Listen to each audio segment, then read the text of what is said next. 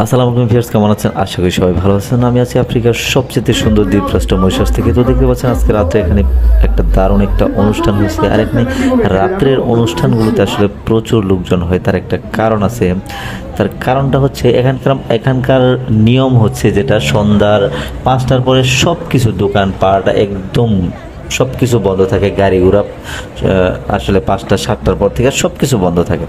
তো যখন এখানে রাত্রে প্রায় সময় বিশেষ দিনগুলোতে এখানে রাত্রে বিভিন্ন ধরনের অনুষ্ঠানের আয়োজন করা হয়ে থাকে। তো এই অনুষ্ঠানগুলোতে আসলে প্রচুর লোকজন হয়, কারণ ওরা তো আসলে রাত্রেবেলা চলাচলের অভ্যস্ত নয় দেশের মানুষ। যখন রাত্রেবেলা কোনো অনুষ্ঠানের আয়োজন করা হয় তখন ওরা অনেক অন্যরকম একটা আনন্দ পায় ওরা। এই জন্য আসলে রাত্রের অনুষ্ঠানগুলোতে প্রচুর লোকজন হয়।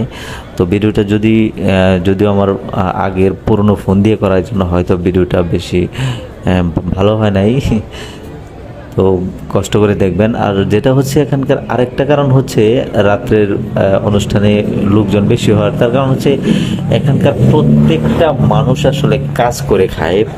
একটা স্কুল পড়ুয়া বাচ্চা থেকে শুরু করে একটা মানুষ যতদিন পর্যন্ত সুস্থ থাকে ততদিন পর্যন্ত ওরা কাজ করে। আর দিনের বেলা প্রত্যেকটা মানুষ কাজ করে, এই জন্য রাত্রে ওরা সময় পায়, এই জন্য রাত্রের অনুষ্ঠানগুলোতে লোকজন বেশি হয়।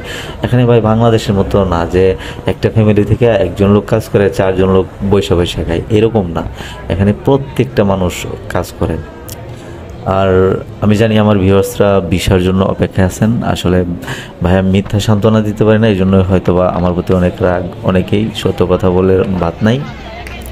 তো ভিসার ব্যাপারে আসলে খোলার সম্ভাবনা আছে এইবার, না 90%। তো অপেক্ষা করা ছাড়া আর কিছুই করার নাই।